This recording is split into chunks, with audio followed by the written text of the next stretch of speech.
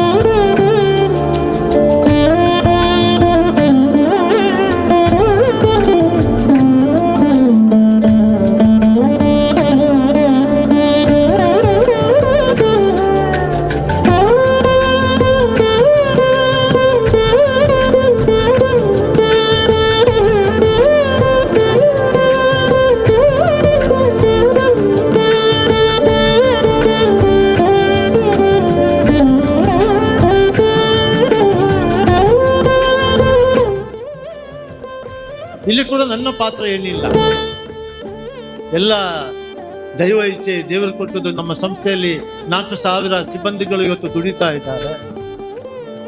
ಇದೆಲ್ಲ ಅವರು ಕೊಟ್ಟ ಕಾಣಿಕೆ, ಅವರದ್ದು ಕಾಂಟ್ರಿಬ್ಯೂಷನ್.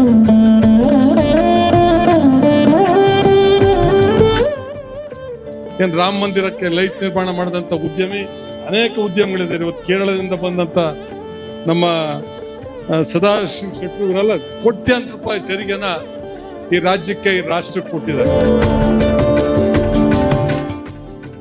ಬಡವರಿಗೆ ಕೊಟ್ಟಿರುವಂತ ಸಮಾಜ ಯಾವುದು ಕೇಳಿದ್ರೆ ಅದು ಬಂಟ ಸಮಾಜದ ಮುಖಂಡರು ಮಾತ್ರ ಅಂತ ನನಗನ್ಸುತ್ತೆ. ನನ್ನ ಜಾತಿ, ಧರ್ಮ, ವರ್ಗ ಎಲ್ಲವನ್ನು ಮೀರಿ ನನಗಿಂತ, ನನ್ನ ಜಾತಿಗಿಂತ, ನನ್ನ ಧರ್ಮಕ್ಕಿಂತ, ನನ್ನ ಬದುಕಿಗಿಂತ ದೇಶ ಮೊದಲು ಅಂತ ಹೇಳಿದವರು ಬಂಟರು.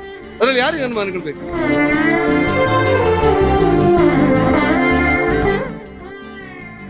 ಆಗ ಬಾ ಈಗ ಬಾ ಹೋಗಿ ಬಾ ಎನ್ನದಲೆ ಆಗಲೇ ಕರೆದುಕೊಡೋಣ ಧರ್ಮ ಹೊನ್ನಾಗದೆ ಬಿಡುವುದಂತೆ ಖಂಡಿತವಾಗಿಯೂ ಇವತ್ತು ಯಾರು ಕೈ ಎತ್ತಿ ದಾನ ಮಾಡ್ತಾರೋ ಅಂತಲ್ಲಿ ಪ್ರಕಾಶನ್ ಅಂತ 1000 ಜನ ಹುಟ್ಟುತ್ತಾರೆ ಸ್ನೇಹಿತರೆ.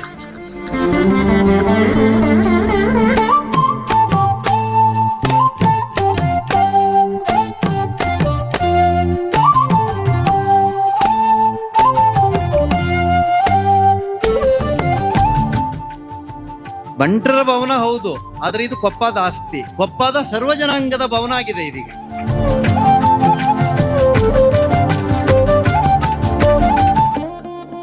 ಕೊಪ್ಪದಲ್ಲಿ ಏನಿದ್ರೆ ಬಂಟರ ಭವನ ಇದೆ ಅಂತ ಹೇಳುವಂತ ಒಂದು ಸ್ಥಿತಿ ಬಂದ್ಬಿಡುತ್ತೆ ಅಂತೇಳಿ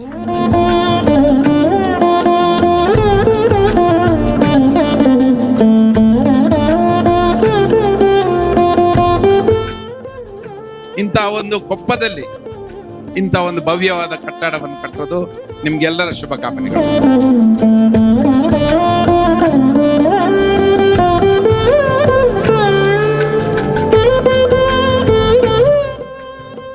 ಈ ಭವನ ನಿಮ್ಮ ಭವನ ನಾಳೆಯಿಂದ ಸಾರ್ವಜನಿಕವಾಗತ್ತೆ. ಇದು ಎಲ್ಲಾ ಜನಾಂಗಕ್ಕೂ ಉಪಯೋಗ ಆಗತ್ತೆ.